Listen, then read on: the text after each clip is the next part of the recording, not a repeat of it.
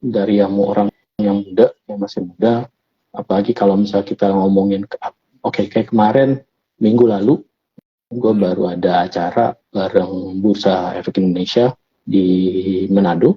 Mereka ngundang anak-anak SMA kelas 1 untuk diedukasi tentang pasar modal. Di situ aja gue udah ngeliat bahwa ini udah kalah umur nih, jauh nih.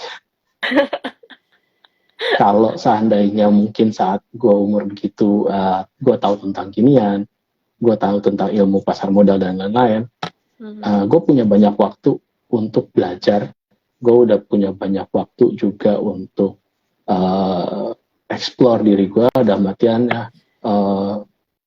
mengeksplor juga dalam artian untuk belajar tentang apa sih ini saham, apa sih pasar modal yang lain-lain juga, caranya mesti gimana sih, terus apa aja sih yang kita masih pelajarin, gimana cara cari tahunya, terus dan di situ juga kita bisa ngeliat bahwa curiosity-nya kita, atau apa ya bahasa Indonesia ya, kepengen tahuan kita waktu masih muda dibandingin sama kalau kita udah umuran yang kayak gue sekarang, itu pasti waktu lebih muda itu pasti curiosity kita lebih tinggi ya, umumnya kita pengen tahu, kita pengen jiwa mudanya itu keluar, kita pengen tahu, gue pengen tahu ini apa sih, gue pengen tahu lebih, apalagi kalau kita ngomong tentang cuan.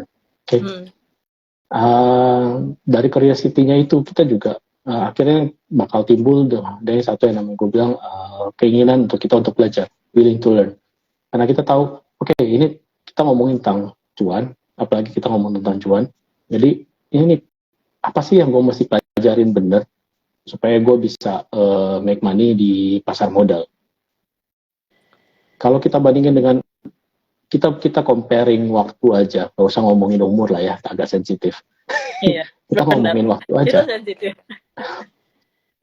Kita bandingin sama anak-anak yang kemarin yang terima edukasi di bursa kemarin aja, yang dengan anak SMA kelas 1 yang umur masih 15-an, 14-an, itu aja udah 2 kali lipat ya, lebih. Jadi kita punya belasan tahun untuk untuk belajar, untuk bisa jadi jago lah istilahnya.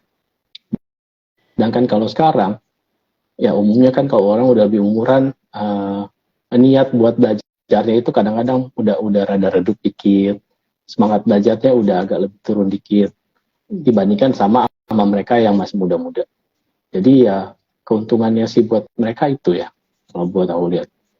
Dan juga di situ juga kita juga bisa, karena kita juga masih muda, kita masih punya banyak kesempatan untuk melakukan kesalahan. Kita juga dari kesalahan yang kita bikin, kita tahu bahwa benernya itu kita mesti gimana sih. Salah gue kemarin salah trading, gue trading salahnya di sini. Next time gue nggak bakal bikin lagi. So next time gue mesti kayak gini. Dari situ juga secara nggak langsung skill kita sebenarnya juga akan terasa sih. Oke. Nah, kalau gitu kan Koko cerita nih kemarin sempat udah ngadain acara ya di Manado sama anak-anak SMA. Dulu sih seingat aku ya, waktu aku sekolah sih belum ada ya program yang kayak gitu, kayak ngunjungin bursa, terus diajarin tentang investasi. Nah, kayaknya untuk anak-anak zaman sekarang tuh itu privilege sih buat mereka ya kok. Mereka bisa diajarin cara investasi dengan mudah. Mereka mau akses untuk belajar juga mudah banget. Mau buka YouTube, Instagram juga ada semua ya kok. Itu menurut aku sih privilege buat anak-anak zaman sekarang sih. Dan sayang banget kalau mereka nggak ngelakuin nggak mulai itu dari sekarang. Yes, benar. Nah, menurut Koko, kalau tadi kan anak-anak SMA kelas 1, nah kalau mereka bisa nggak sih investasi? Mas kan hitungannya belum umur 17 tahun ya kok? Betul. Nah itu gimana tuh? Kalau mereka kita lihat gini, mereka mau investasi sekarang deh. Oke. Pertama, ada bagusnya dalam artian mereka juga dari umur sekarang, biarpun masih dalam artian masih nggak punya KTP untuk belajar ya. Kita masih ngomong untuk belajar trading, untuk belajar investing. Mungkin mereka kalau step by stepnya, ya mereka harus minta support orang tua dulu. Karena baik lagi persyaratan untuk buka rekening kan harus punya KTP. Jadi mereka bisa minta support orang tua, nanya ke orang tuanya, minta tolong dibukain rekening atas nama orang tuanya, tapi yang belajar dan untuk belajar invest sama tradingnya ya mereka sendiri. Tapi tetap dalam pengawasan orang tua ya kok ya? Oke, iya betul. Soalnya gini deh, gue punya sedikit story aja yang mungkin gue bisa share juga. Karena waktu acara di bursa kemarin, gue juga sendiri pribadi mau bilang kaget sih sebenarnya enggak, cuma ya rada kaget dikit. Ada satu pertanyaan yang gue lempar ke mereka, udah mulai pada investing enggak? Atau udah mulai ada yang trading enggak? Nah, dari berapa ya waktu itu ya, sekitar 50-an murid, itu ada 2 orang yang angkat tangan, dan gue tanya dong, udah invest atau trading kok? Oh, trading gimana, pakai apaan? Oh, mereka sebutin lah tuh ada beberapa aplikasi trading yang kita bisa dapetin sekarang, yang kita bisa download lah langsung dari Play Store. Nggak usah nyebutin nama lah. Oke, nah dari situ kan gue interest. Oke, ya udah. Terus habis itu gue cuma tanya, berarti gue yakin nih di satu kelas ini semuanya udah punya Gmail, karena kan gue lihat sih pribadi mereka semua pada bawa HP ya, karena kan pada foto-foto lah, terus juga lagi ada scan QR code gue apa segala. Terus gue nanya, berarti udah punya Gmail? Udah kok. Oh, terus pertanyaan berikut gue cuma satu, kok bisa? Karena kan setahu gue pribadi, lu bisa punya Gmail kalau, correct me if I'm wrong ya, kalau sekarang ya mungkin kalau gue udah nggak ikutin. Tapi setahu gue, untuk lu bisa buka Gmail, bukannya lu harus 14 ke atas ya. Iya. Nah, kenapa gue bertanya seperti itu ke mereka, dan mereka juga ya waktu gue ngomong itu mereka akhirnya ketawa-ketawa kecil, kayak nyadar aja. Karena ya gue tahu maksudnya dalam artian ya, waktu kita buka Gmail itu, Gmail kan nggak minta KTP, nggak minta verifikasi umur yang benar dan lain-lain. So ya sama-sama tahu lah ya. Nah cuma kan untuk buka, waktu kita trading pakai aplikasi yang ada di Google Play Store ataupun di iOS, kita bisa semudah untuk buka akun pakai Gmail aja. Nah, pertanyaan gua, waktu mereka pakai trading pakai aplikasi di Google Play Store dan lain-lain itu, apakah mereka orang tua mereka tahu? Apakah seizin orang tuanya juga apa enggak?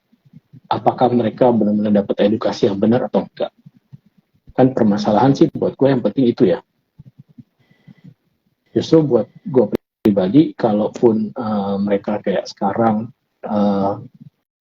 untuk buka akun ke sekuritas yang resmi di Indonesia untuk trading pasar saham di Indonesia, mereka kan benar harus buka rekening dengan pakai KTP, walaupun dengan pinjam nama orang tua lah istilahnya.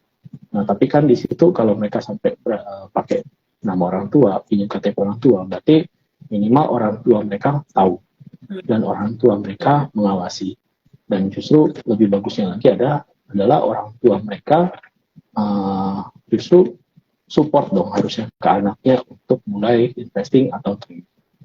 Itu sih ya jujur yang gue pribadi untuk mengharapkan juga para orang tua, teman-teman yang di sini misalnya yang udah di atas 18, yang mungkin punya anak ataupun yang punya adik, mungkin juga adik-adiknya atau anak-anak yang di bawah itu justru bisa diedukasi untuk mulai investing atau trading. Karena kita lihat ya, beberapa kayak entrepreneur muda sekarang yang udah sukses, Beberapa dari mereka itu mulainya juga bukan mulai sih, mulai mungkin memang dari usaha real, tapi sebagian dari hasil usahanya mereka, ya mereka juga investasi ke saham juga. Dan buat gue pribadi ya itu ya saham, untuk investasi di saham itu ataupun trading di saham itu udah bukan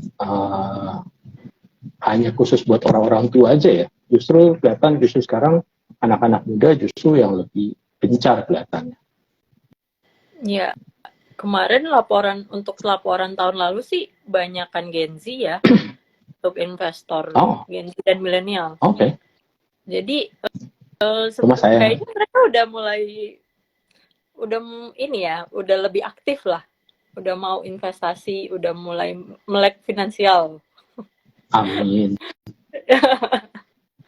Dan gue juga jujur gue berharap juga di daerah gue pribadi sendiri pun di sini berharap juga anak-anak mudanya juga udah mulai teredukasi dan udah mulai untuk berinvestasi ataupun trading. Nah, mungkin buat teman-teman, ada tadi yang nanya nih, kalau invest tuh harus pakai uang dingin ya? Nah, uang dingin itu gimana tuh? Kok uang dingin? Mungkin nggak ada mungkin ada yang nggak tahu. Uangnya kedinginan apa gimana? Uang yang kita masukin ke freezer? Enggak lah. Oke. Istilah uang dingin ya yang gue tahu ya, itu bukan dari yang free, bukan uang yang kita masukin ke freezer, tapi itu uang yang kita yang uang tabungan kita ataupun uang sisihan yang kita sisihkan dari hasil usaha kita dan yang kita pakai buat invest, tapi dalam artian uang itu untuk dalam jangka waktu tertentu itu nggak akan mengganggu perekonomian keluarga, perekonomian rumah tangga. Dalam artiannya duit, misalnya duit anak sekolah nggak di situ, duit makan tiap hari juga bukan pakai duit itu. Jadi emang itu duit buat khusus emang buat diinvestasikan aja. Jadi jadi kalau bukan dana darurat juga ya kok? Bukan, jangan dana darurat, apalagi jangan dana darurat. Kalau dana darurat kalau bisa pas kenapa-napa mau pakai kan nggak bisa. Sebenarnya sih bisa-bisa aja sih, cuma kan buat untuk kayak kita di JUC untuk withdrawal money kan memang bisa langsung sih. Cuma kan kalau kita masukin sorenya terus kita tiba-tiba malamnya kita butuh duit kan nggak bisa langsung dapat begitu kan, kita mesti nunggu besokannya. Betul. Nah, betul.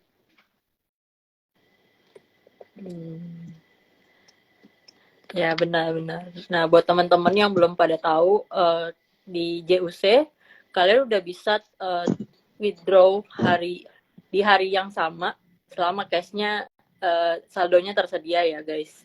Itu bisa langsung masuk, tapi untuk penarikan sebelum jam 1 siang. Benar ya kok ya? Ya, withdrawal request sebelum jam 1 siang. WIB ya. Sebelum jam 1 siang WIB,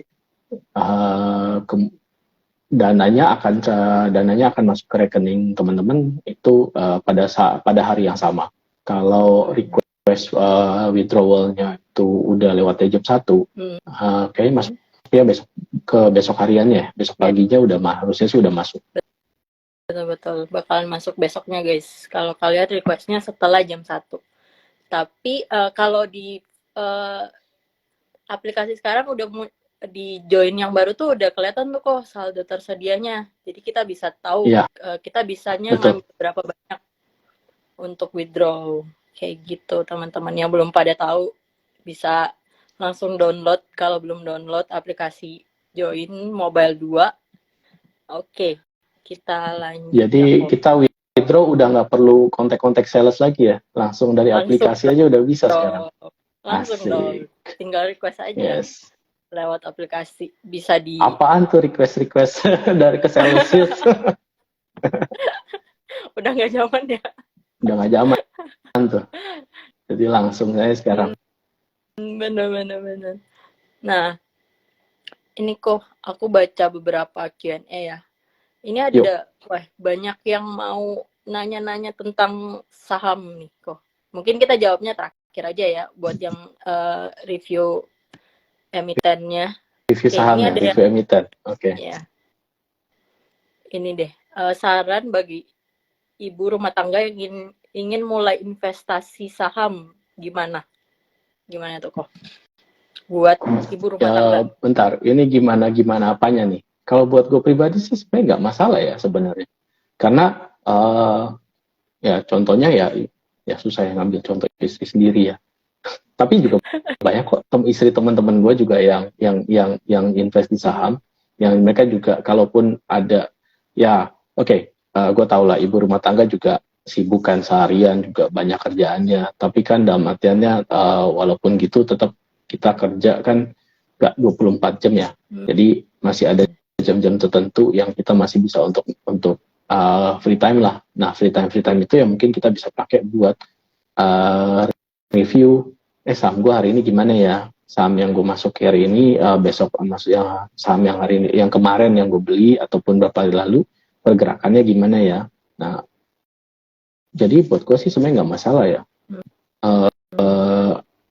Kalaupun mereka istilahnya mau, ada kan beberapa kan juga yang ibu-ibu kan yang mentalnya baca, mereka tuh suka scalping juga ya. Kalaupun mereka punya waktu dalam 1 jam ya bisa-bisa aja sih mereka scalping di saham yang lagi benar-benar lagi volatile saat jam-jam itu, ya nggak masalah. Cuma untuk lebih amannya ya untuk ibu-ibu rumah tangga yang mungkin lebih ke arah invest jangka panjang ataupun kalaupun mau short term lebih ke arah swing aja sih sebenarnya. Bisa pakai fitur smart order juga ya di JOC. Betul. Bisa pasang stop loss sama bracket ya. Biasanya kok pakai apa tuh kalau di smart order?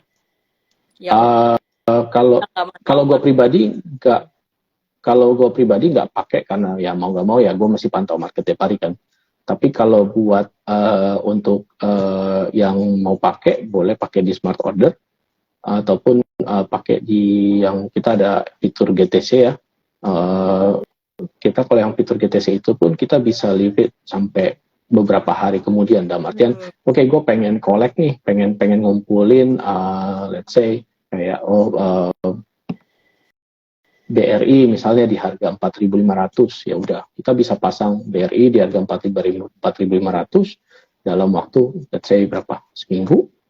Jadi dan dalam artian sekian lot, mungkin dalam artian 4.500 1-2 hari ini nggak kena ataupun nggak semua lot yang kita mau kena. Nah tapi kalau kita PTC itu kan selama seminggu itu ya bisa, dalam artian dia bisa ngumpulin sendiri, maupun juga hal yang sama juga dalam artian kalaupun kita let's say gue udah ngumpulin nih let's say BRI di supportnya, ini example aja ya, let's say support di 4.500, kita ngumpulin sekitar 4.500-an, terus pas kita udah saya ngumpulin, kita mau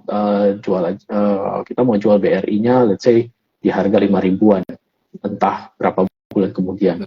Nah pada saat itu kita juga bisa masukin GTC selama seminggu kita, atau enggak dalam berapa hari itu ya kita mau masukin, kita bisa jualan BRI itu di harga 5.000, tinggal kita set sendiri kan berapa hari, berapa lama, berapa jangka waktu panjang yang kita mau.